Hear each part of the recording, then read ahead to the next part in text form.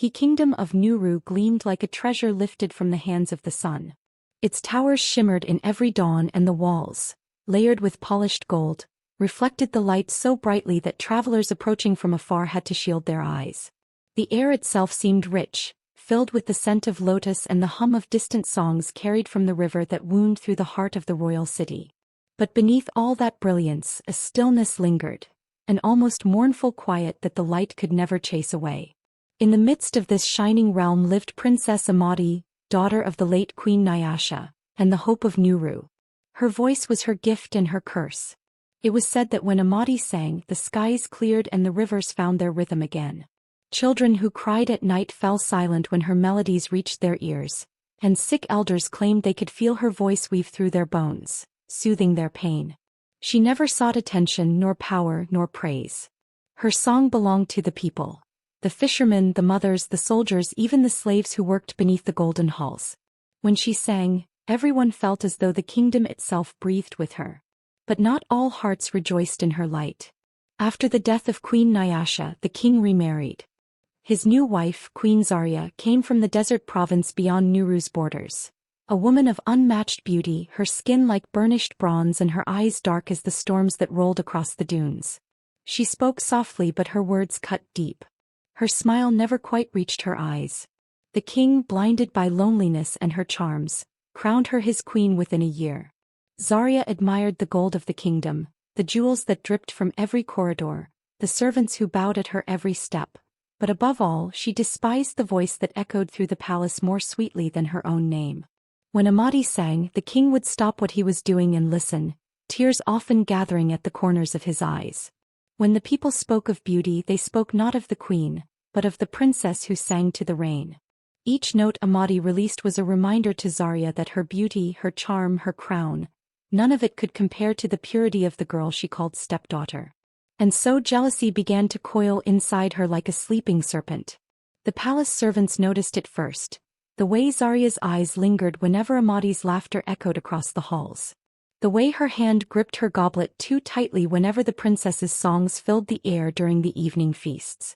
"Your voice will outshine the sun one day," the king once said to Amati, unaware that the queen stood behind the pillar listening. From that day something changed. Zarya began to weave her charm around the king more tightly. She spoke of politics, of trade, of loyalty.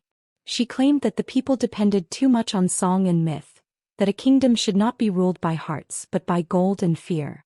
The king, weary and aging, found her words convincing. Yet every time he looked upon Amati, his doubts returned. Her mother's kindness lived in her eyes, and her song carried something divine. As the weeks passed, the queen's envy deepened. She began adorning herself in layers of gold, heavier each day, as though to compete with the very walls of the palace. Her chambers gleamed like the heart of a sun, and yet she could not bear her reflection. When she looked into her mirror, she swore she saw Amati's gentle smile behind her own. The people of Nuru whispered among themselves that the gold no longer shone as brightly as before. They said the palace's brilliance came not from the walls, but from the princess's voice, and lately that voice had grown quieter. Amati had begun to sense the queen's coldness. Servants who once greeted her kindly were now hesitant, fearful of Zarya's wrath. So Amati sang. She sang in secret, softly near the courtyard fountains and through the narrow halls where light met shadow. Sometimes when she sang near the golden walls, her own voice came back to her, echoing softly, not as a reflection but as a whisper of warning. The palace seemed to hold her songs as if afraid they would vanish. It was during one of these nights, when the moonlight dripped like silver down the palace spires, that Amati heard the faintest sound, a sigh deep within the walls, almost human.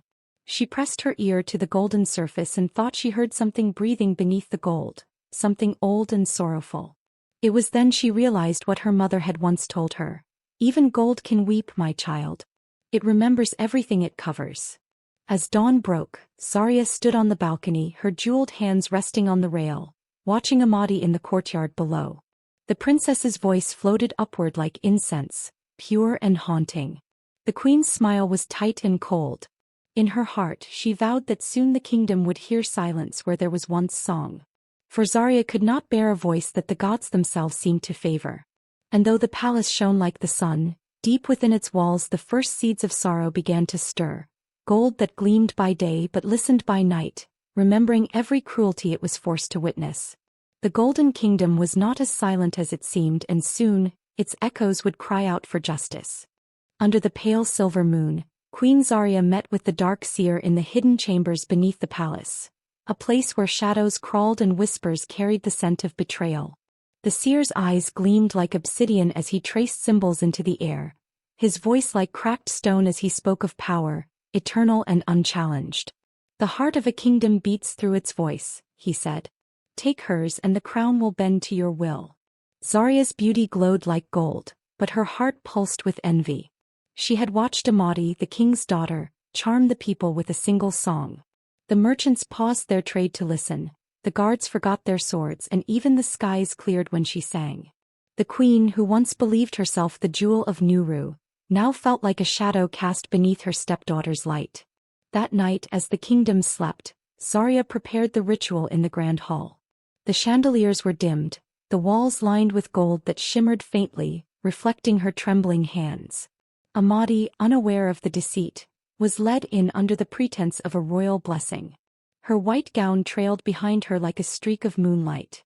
When she looked into her stepmother's eyes, she saw love, or what she believed was love, and bowed her head. But when the seer raised the golden mirror and chanted in a forgotten tongue, Amati's heart raced. The air thickened and her voice, soft as dawn, was drawn from her lips like silk pulled from a cocoon. She tried to cry out, but no sound came. Her eyes widened in terror as her voice swirled into the mirror, echoing once, then fading into silence. The mirror glowed with eerie warmth as Zarya held it close. The seer smiled, his task done. "You will reign," he promised, "but beware, the gold that gleams too bright blinds even its keeper." The queen dismissed his warning, her mind consumed by triumph. She believed that without Amati's songs the people would forget her and turn instead to their queen. When dawn broke over the kingdom, the once lively streets were eerily quiet. The marketplace, once alive with drums, chatter and laughter, now echoed with hollow footsteps. Birds refused to sing, the fountains no longer seemed to whisper. The kingdom's spirit had vanished. The people felt a strange weight in their chests, a suffocating stillness they could not name. Even the golden walls, once radiant, now seemed to trap the silence inside. Amati wandered the palace gardens, her lips trembling, her hands pressed to her throat. The flowers did not sway to her presence anymore. The wind no longer carried her melody. She tried to write her sorrow in the soil, but the tears blurred her words. From the balcony, Queen Zarya watched her with cold satisfaction, the mirror gleaming beside her throne. But the silence was heavier than she expected. It crept through her halls, whispering her own guilt back to her. Servants spoke in hushed tones, afraid to meet her eyes. The king, though he did not yet know the truth, grew distant and weary, sensing something missing but unable to name it. The echo of Amati's lost voice haunted the walls, sometimes faint, sometimes sharp, like a cry trapped within the gold itself. And though the seer had vanished into the night, his warning lingered in the air. The queen had taken the girl's voice to strengthen her crown, but in doing so she had cursed her kingdom to a silence that no gold could brighten. Nuru, the Golden Kingdom, had become a palace of muted hearts. And deep within the mirror, Amati's voice still sang, softly, sorrowfully, waiting for the moment it would find its way home. The days bled into nights, and Amati lived in the quiet prison of her own breath. No chains bound her wrists, no guards watched her steps. Yet the silence was a heavier cage than any iron cell. The queen had forbidden her from appearing before the court, claiming the princess had fallen ill. Her chamber was gilded with gold, her bed carved with jewels, yet everything around her felt like a tomb. The air was too still, the silence too sharp. Even her heartbeat seemed muffled by the heavy walls that glittered like the sun but hid darkness beneath. One night, as the moonlight dripped through the lattice window, Amati pressed her hand against the wall and felt a strange hum beneath her palm. It was faint at first, like the tremor of a plucked string. She leaned closer, her heart thundering. Then she heard it, a faint echo, the softest trace of her own voice. Her breath caught in disbelief. The walls were whispering back to her, repeating what had once been hers. She touched the wall again, trembling. When she moved her fingers, a low vibration followed, humming in rhythm with her heartbeat. It was her voice, scattered, broken and hidden within the palace gold. Amadi began to test this connection. Each night she pressed her palms to the cold surface, humming silently in her mind, imagining her song. The walls responded with faint echoes, incomplete yet familiar, like memories trying to find their way home. She realized then that the gold itself, the same cursed gold that her stepmother so adored, had become her ally. The kingdom that silenced her had, unknowingly, trapped her voice within its own shining heart. Days passed and Amadi learned to listen.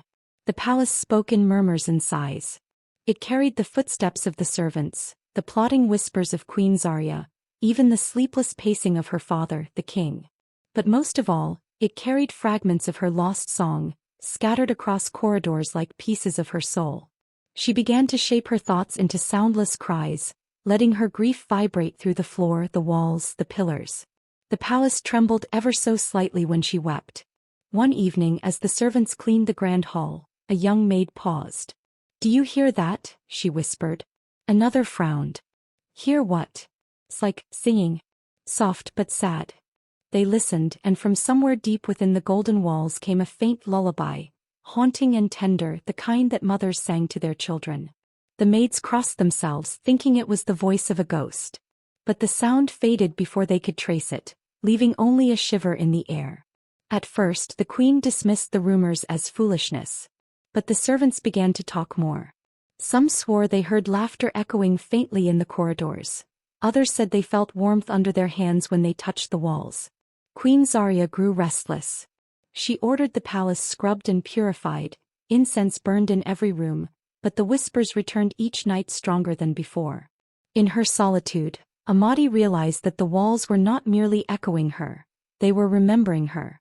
The palace itself had become her voice. When she longed for her mother, the walls hummed in sorrow. When she thought of her father, they vibrated softly like a sigh. And when she dreamed of freedom, the gold shimmered faintly in the dark as though the palace too was yearning for release. One stormy night, lightning split the sky, casting fleeting shadows across her room. The thunder rolled like a drumbeat, and Amadi felt something shift within her. She placed both hands against the wall, and instead of a whisper, a wave of resonance pulsed through the palace.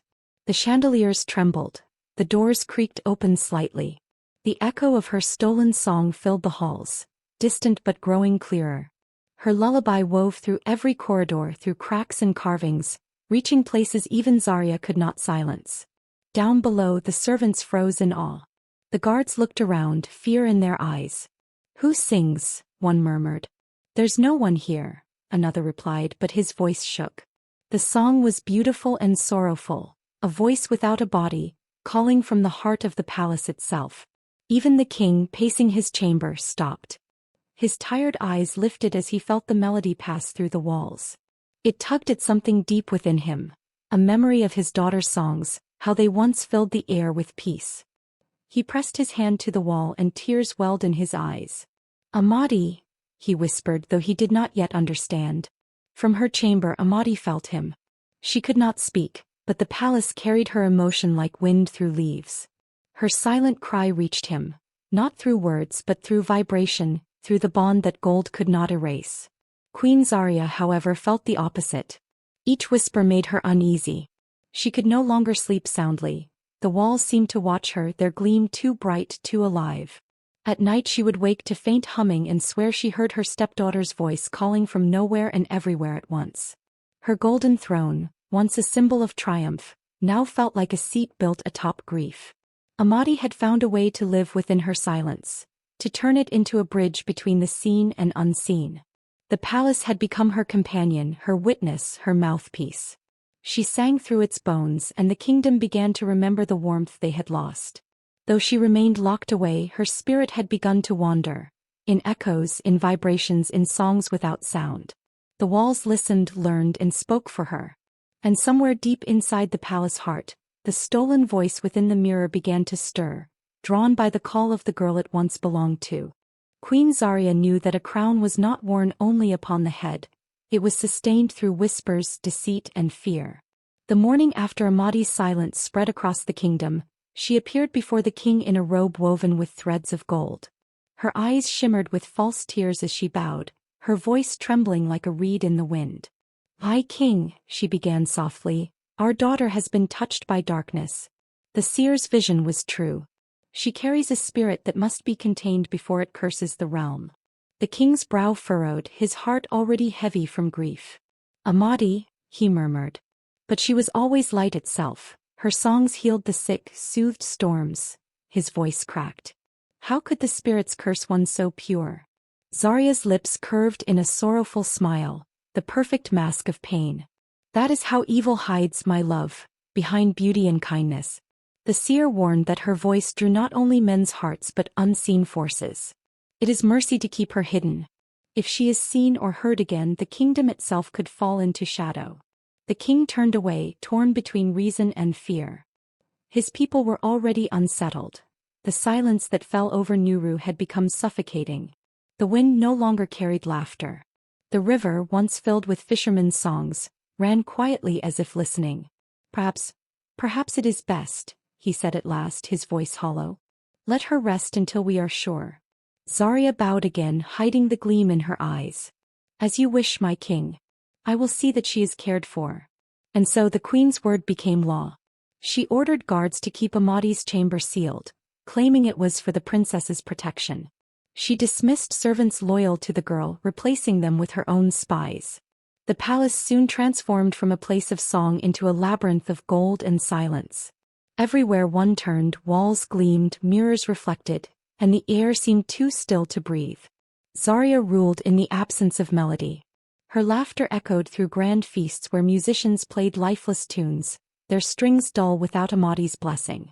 She surrounded herself with flatterers, courtiers who praised her beauty, poets who compared her to the sun, and priests who dared not contradict her lies. "The queen brings light," they proclaimed, "and has saved the realm from the cursed child." But not all believed. In the markets whispers grew. "Have you noticed?" an old woman muttered. "The flowers no longer bloom by the palace gates." Another added, "And the birds? They don't sing anymore." The silence was unnatural, and people began to feel it gnawing at the edges of their peace. Meanwhile, Zarya's nights grew restless. The gold that had once been her pride began to feel like eyes staring back. The walls shimmered faintly as if alive. At times she thought she heard something, soft, barely audible. A sigh, a hum, a child's lullaby. She would sit upright in her bed, heart pounding, telling herself it was only the wind. But the king noticed too. He had grown quiet, spending long hours wandering the corridors alone. One evening he paused outside Amadi's sealed chamber. He had not been allowed to see her since the queen's decree, and though he told himself it was for her safety, his father's heart ached. As he rested his hand against the golden door, he froze. There, faint but unmistakable, was the sound of weeping. It was soft, muffled, as if it came from within the walls themselves. He pressed his ear closer. The sobs grew clearer, fragile and heart-wrenching, the sound of someone who had forgotten how to hope. "Amadi," he whispered. The sobbing stopped. For a long moment there was only silence. Then, faintly, the walls seemed to tremble, not from any breeze or tremor, but from something alive within them. The king stumbled back, pale. He looked up and down the corridor, but no one was there. That night he confronted the queen. "Zarya," he said, his tone sharp. "You told me she was resting, under care. But I heard her. She was crying." Zarya feigned surprise, her eyes widening. "My king, grief can trick even the strongest heart. You miss her dearly, as do we all. Perhaps it was your memory you heard." She reached for his hand, but he pulled away. "Do not treat me as a fool," he said. "I know my daughter's voice." The queen hesitated, then placed her other hand upon her chest. "If you do not believe me, send the priests to bless the walls tomorrow. If there are spirits within, their chants will drive them away." The next day the priests came, their chants echoing through the halls, but instead of cleansing the air, their hymns awakened the whispers. The walls trembled with a faint hum that none could explain. The priests left uneasy, murmuring about restless souls. Zarya doubled the guards and forbade anyone from approaching the princess's chambers. But at night, even her golden throne seemed to hum faintly, as if remembering a voice it once envied. The king grew quieter, his eyes haunted. He began visiting the corridors again, pressing his palms against the walls, listening. He said little to the queen, but doubt had already seeded in his heart. One night, unable to bear it, he called out into the darkness, "Amadi, my child, if you still live, give me a sign." For a long time nothing happened. Then, somewhere deep within the palace, a faint vibration passed through the floor, a trembling that moved like breath. The chandeliers quivered and the golden walls gave a single, echoing sigh. The king's eyes filled with tears. "She is alive," he whispered. "She is alive within these walls." From that moment, Zarya's deception began to crack. The king no longer dined beside her. He no longer spoke her name with warmth. He began to question the seer's vision, the queen's stories, even his own blindness. But Zarya could not allow the truth to rise. The crown she had stolen through silence was beginning to tremble upon her head. She spent her nights pacing before the mirror that held Amadi's voice, her reflection shifting in its surface. Sometimes it seemed as though another face looked back, gentle, sorrowful, and patient. The palace had begun to remember its true queen. And the walls, the very gold that Zarya worshipped, no longer whispered for her. They whispered for Amadi. The king of Nuru could no longer sleep. Each night, the silence pressed heavier upon his chest, suffocating him with guilt. The once radiant palace, built from gold that shimmered like sunlight, now felt like a tomb. Every corridor hummed with unease, every candle flicker seemed to carry a whisper. He had begun to dread the hush between his breaths, because in that stillness he heard her. At first the whispers were faint like the rustling of silk. Then they grew bolder, threading through the corridors, echoing along the vaulted ceilings.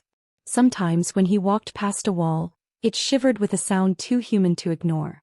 He told himself it was grief playing tricks, but each night the voice grew clearer. It was soft and sorrowful but unmistakably hers. "Father." The word came faintly as if carried by the tremor of the stones. He froze, turning toward the sound. The golden wall before him seemed alive, the faint glimmer of light rippling across its surface like breath. "Amadi," he whispered. The whisper echoed back, "Amadi. Amadi." But this time the repetition felt wrong, as if the palace itself was trying to speak for her. His heart pounded. He called for his torchbearers and walked deeper into the corridor, tracing the walls with his fingers. The gold was warm beneath his palm. Then he noticed something, a thin line etched into the gleaming surface, running like a scar. He leaned closer.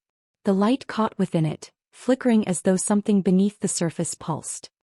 He ran his fingers along it and felt a vibration, faint but alive. The king stumbled back, his breath unsteady. "Fetch the masons," he commanded. "Now."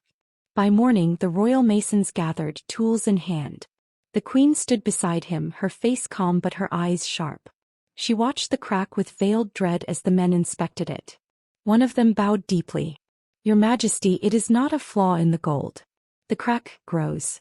"What do you mean grows?" the king demanded. "When we left last night, it was no longer than a palm's width. Now it reaches the ceiling. We can hear sounds from within." The mason hesitated. "Like wind, or whispering." The king's heart thudded. The queen placed a delicate hand on his arm. "My love," she said softly, "gold expands with heat. These are ordinary imperfections. I will have the walls reforged, reinforced, sealed anew. The palace must not crumble under superstition." But her voice trembled slightly, betraying her. The king noticed. "Do so," he said quietly, "but do not touch this wall until I return." He turned and walked away, but the queen's expression hardened. That night she summoned the captain of her guards. "No one is to approach the southern corridor," she hissed. "Have the masons melt new layers over every crack. I want no sound escaping those walls." The guards obeyed, and through the deep hours of the night, the sound of hammering echoed through the palace. Gold was poured over gold, sealing every fracture. Yet the more they worked, the louder the whispers became, like muffled voices trapped beneath the surface, crying to be heard. The masons grew pale, some abandoning their work with trembling hands. "It is not the walls," one whispered to another.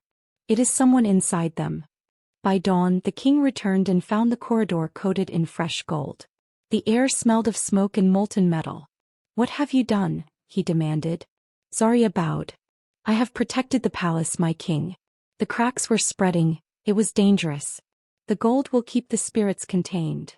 But when the king pressed his hand to the new surface, he felt nothing but silence. The faint heartbeat he had sensed before was gone. He stepped back, a terrible emptiness filling his chest. "You sealed her," he whispered under his breath. "What did you say?" Zarya asked, feigning innocence. "Nothing," he murmured. But that night he returned alone. Torch in hand, he paced before the golden wall, its surface now smooth and perfect. He pressed his ear to it, hoping, pleading, but there was only the faint sound of his own heartbeat. Then, faintly from somewhere deep within the palace, a single note rose, clear and trembling like the echo of a memory. It was his daughter's voice. The king followed it, his footsteps echoing through the silent halls. The sound led him to the great throne room, where shafts of moonlight pierced the high windows. The walls shimmered faintly as though covered in dew. When he stepped closer, he saw it again, a crack barely visible running behind the throne. It pulsed with soft golden light. He reached out and touched it, and suddenly visions flooded his mind. He saw Amadi kneeling in a chamber of darkness, her lips moving in silence, her hands pressed against glowing walls. The pain in her eyes pierced through him like fire. He staggered back, gasping. The queen found him there moments later, pale and trembling. "My king, you should not wander the halls at night," she said gently. "The silence plays cruel tricks." But he stared at her, his voice low and shaking. "You lied to me, Zarya. You said she was cursed. You said you were protecting her." His eyes hardened. "But I know the truth now. You've buried her in gold." Zarya's mask slipped for a heartbeat, her pupils narrowing like a cornered serpent's. Then she smiled sweetly. "You speak in riddles, my love. Perhaps rest will ease your mind." He turned away from her, but the doubt could no longer be silenced. He ordered his own men to inspect the palace walls in secret. Days later they returned trembling. "Your Majesty," one of them whispered, "there are chambers within the walls, hollow spaces sealed in gold." And from one of them, we heard weeping. The king dismissed them and sat alone in his chamber, the truth breaking over him like a storm. He remembered his daughter's laughter, her songs that had once filled the kingdom with peace. He thought of her small hands clutching his when she was afraid of thunder. And now, somewhere beyond these walls of pride and deception, she was still calling to him. He rose, gripping the hilt of his sword. The queen's lies had drowned his kingdom in silence, but he would not let her bury his child's soul. The golden palace that once symbolized power now stood as a monument to grief, and its cracks, spreading like veins of light, promised that what had been sealed would not remain so forever. As he walked the corridor one final time that night, the faintest sound followed him, not a cry, not a sob, but a whisper carried through the gold itself. "Father, I'm still here." Amadi knelt against the wall of her golden prison, her fingertips tracing the faint ridges where cracks had begun to form. The air inside was warm and heavy, thick with the scent of metal and despair. She hadn't spoken in what felt like years, not because she didn't want to, but because there was nothing left of her voice to give. The seer's curse had sealed it away, trapping her song within the palace's gilded veins. Yet lately she felt a change in the walls. The gold that had once pulsed coldly beneath her hands now throbbed like a living thing, responding to her touch. Sometimes when she cried, the metal trembled faintly as though remembering that it too had been born from fire.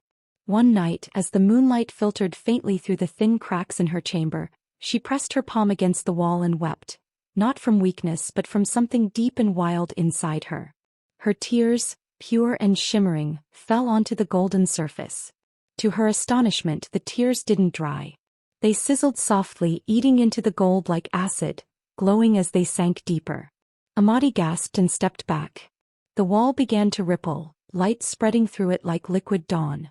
She touched it again and the gold yielded under her hand, soft, molten, alive. She could see her reflection shimmering on the surface, faint and distorted. Her lips parted instinctively, and though no sound came, she felt her chest tighten, her heart beat faster, and then a note escaped. It was faint, like a sigh carried by wind, but it was hers. Her voice. The sound echoed through the cracks, weaving itself into the golden veins of the palace. It was not a scream of vengeance, nor a plea for help. It was a song. Gentle, sorrowful, and radiant. The melody carried through the walls, flowing like water through the pipes of an organ, winding up the corridors and into the sleeping halls of the kingdom. Above, in his chamber, the king stirred in his sleep. The silence that had suffocated him for months broke apart as a voice, soft, familiar, impossibly real, entered his dreams. It was Amati's lullaby, the one she used to sing beside the garden fountains when she was a child. The king sat up, his heart pounding. The air shimmered faintly around him, the gold of his bedposts glinting as though alive. He rose to his feet and listened. The melody was faint, almost fragile, but it was moving through the palace like wind through reeds. He followed it, barefoot, his royal robe trailing behind him. Down the corridors he went, past startled guards who swore they heard nothing. The sound seemed to live within the very walls. The melody grew clearer with every step, sad but full of warmth, grief wrapped in beauty. He whispered her name, Amati, and for the briefest moment the song faltered as if she'd heard him. Far below, in her sealed chamber, Amati felt his voice like thunder through the walls. She pressed her palms against the gold, her tears flowing freely now. Her lips moved to form his name, and the cracks deepened, branching like veins of light across the chamber. The seer's curse trembled. Elsewhere, Queen Zarya woke with a start. The song had reached her too. It seeped through the marble of her chamber, sliding under her door, threading through her mirrors. She sat up, her hands trembling, her heart pounding with fear. She recognized that voice, sweet, haunting, and unearthly. The voice she had stolen. No, she whispered, clutching at her robe. It cannot be. But the song only grew stronger. The golden walls of the palace began to hum with resonance, the vibrations shaking her room. Her goblets clattered, her mirrors shuddered, and faint hairline fractures spread across her gilded vanity. Down below, Amati's power was awakening. Her tears continued to melt the gold, widening the fissures until faint beams of moonlight broke through. For the first time, air flowed into her prison, a breath of the night that carried the scent of rain.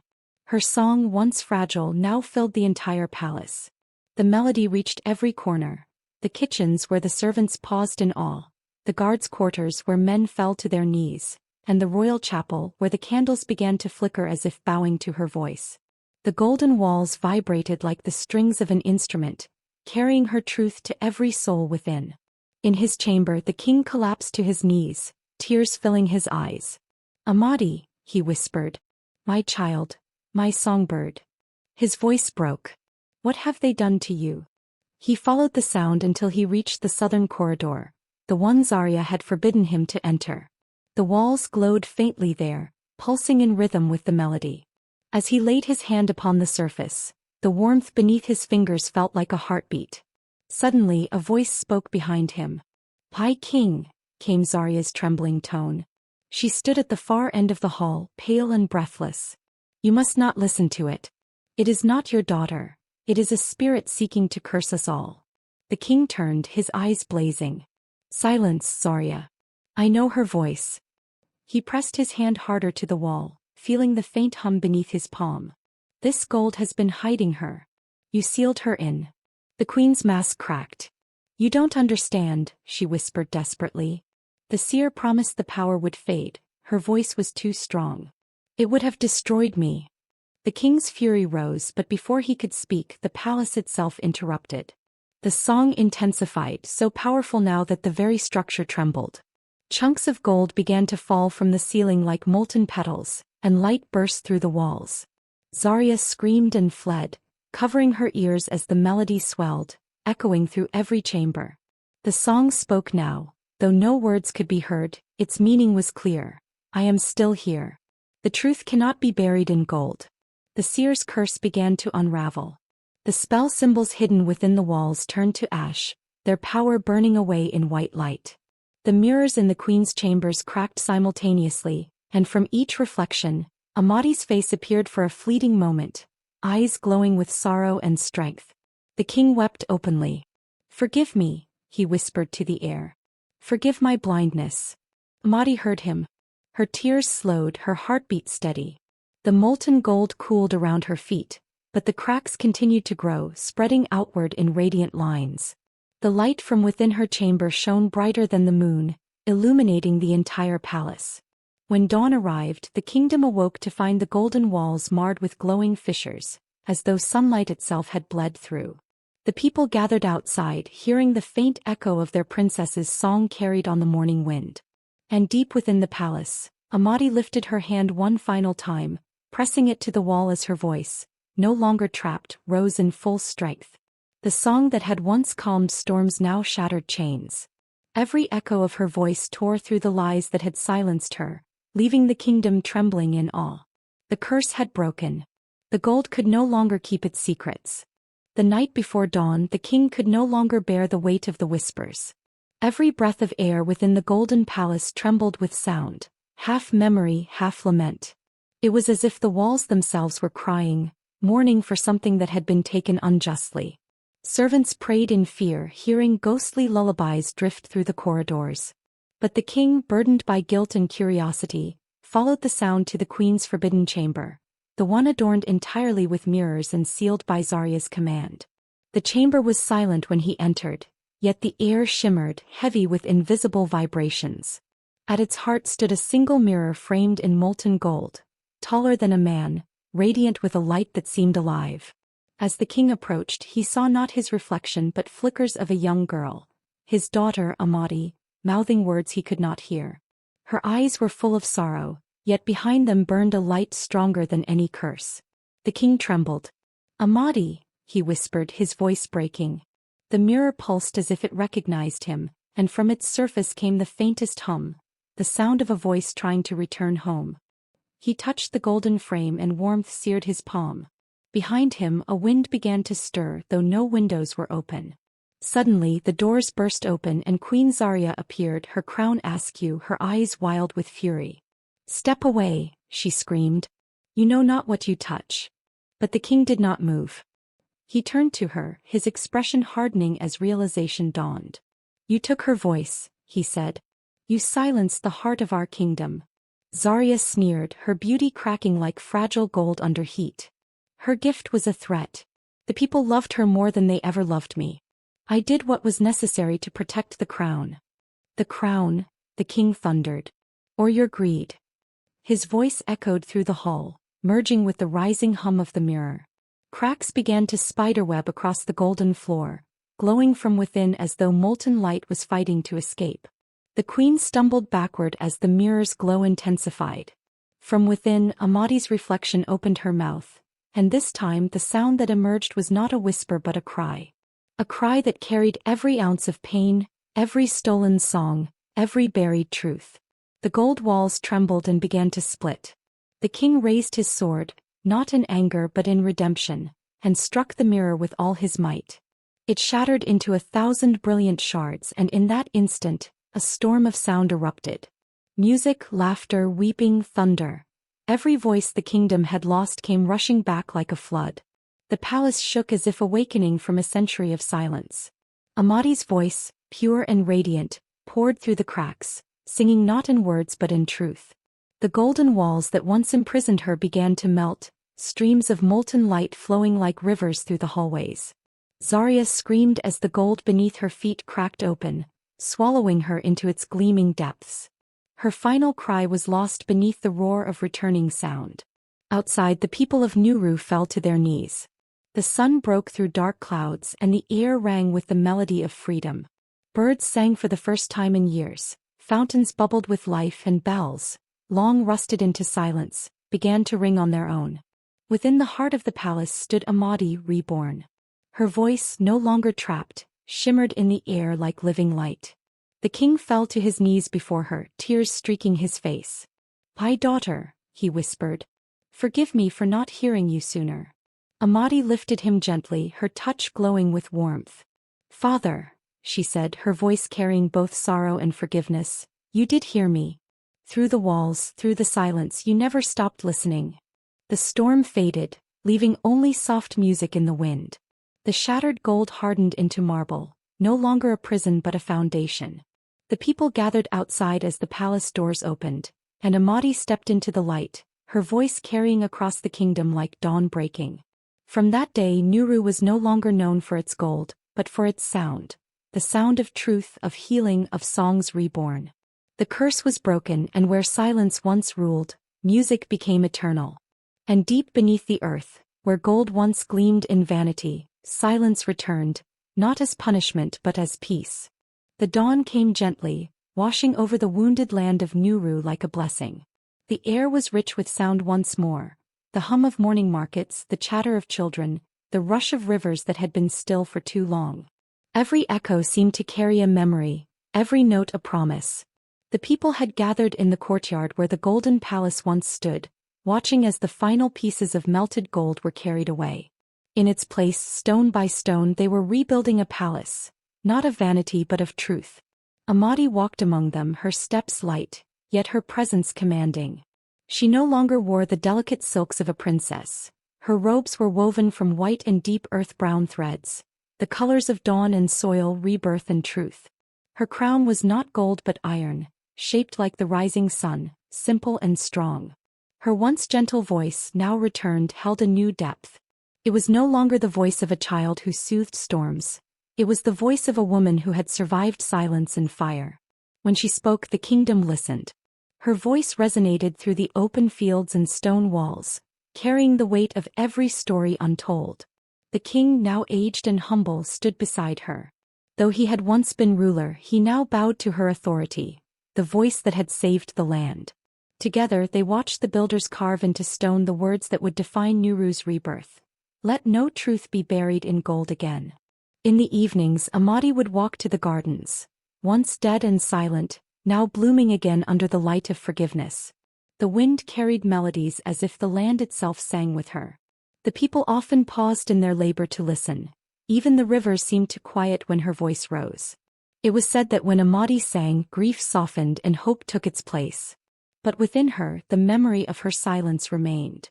She remembered the cold walls that had whispered her cries back to her, the mirror that had held her voice captive, the queen's cruel smile. Those memories did not vanish with Zarya's fall. They became the rhythm beneath her songs. For she understood now that her voice was not only a gift, but a responsibility. One afternoon, as the sun began to fall, the king came to her in the garden. The people wish you to take the throne officially, he said softly. They call you the Queen of Sound. It is time. Amadi looked toward the hills where the old palace had stood. Sound can heal, father, she said, her gaze calm. But silence teaches. I want them to remember both. That night, beneath a canopy of stars, the coronation took place, not in the hall of gold but under the open sky. The air was filled with torches and the murmur of thousands. No throne of metal stood at the center, only a seat carved of gray stone, smooth and unadorned. The people watched as Amadi stepped forward, her father placing upon her head the iron crown. When she spoke, her first words as queen echoed through every heart present. Once this kingdom was built on gold, and gold made us deaf. We covered our truths, our griefs, our humanity beneath its shine. But now Nuru will rise on stone, firm, humble and real. We will listen to each other again. The crowd bowed as one, and tears glimmered in the eyes of many who had lost their voices to fear and corruption. Amadi raised her hands and a hush fell. Then she began to sing. Her song was not one of triumph, but of remembrance. It began as a whisper, the melody trembling like a newborn flame. Slowly it grew, weaving sorrow and hope together. The story of silence broken, of gold undone, of truth set free. The people joined her, their voices rising like a river gaining strength. Even the winds seemed to harmonize, carrying her song beyond the borders of Nuru. As her voice soared, the moon rose higher, silver light bathing the kingdom. From the cracks of the earth, where gold once gleamed, tiny flowers began to bloom, white as dawn. The people wept and sang, their pain released in music. When the song ended, Amadi stood still, her eyes glistening. This voice, she said softly, does not belong to me. It belongs to Nuru. To every child who was silenced, to every truth that was buried. Let no voice ever be stolen again. In the days that followed, Nuru changed. Markets filled with laughter, temples opened to song, and even the poorest were taught music so no one would live in silence again. The sound of drums echoed at night, not in war but in celebration. The rivers carried melodies downstream, and the hills themselves seemed to hum in reply. The queen ruled not with fear or gold but with the wisdom of sound. She listened to her people before she spoke. Justice became not a blade, but a song that sought harmony rather than vengeance. And though her voice could still summon storms if she wished, she used it instead to calm, to heal the scars that silence had left behind. Years passed, and one morning as dawn brushed the sky with gold and rose, Amati stood upon the balcony of her stone palace. The sun crowned her in soft light. She closed her eyes and began to sing once more, not for herself but for the land. Her song drifted over the hills, carried by the wind to every corner of Nuru. Farmers paused in their fields, children lifted their heads and elders smiled through tears. It was the same voice that once healed storms, deeper now woven with sorrow and triumph. And as it filled the world, the birds rose into the air, joining her in a chorus that reached the heavens. When her song faded, silence followed, not the heavy silence of pain, but the gentle stillness that comes after peace. The kingdom of Nuru, once drowned in gold and deception, now breathed freely. And upon that dawn, as her melody lingered in the air, the people knew one truth above all. The voice of a just heart can outshine any crown.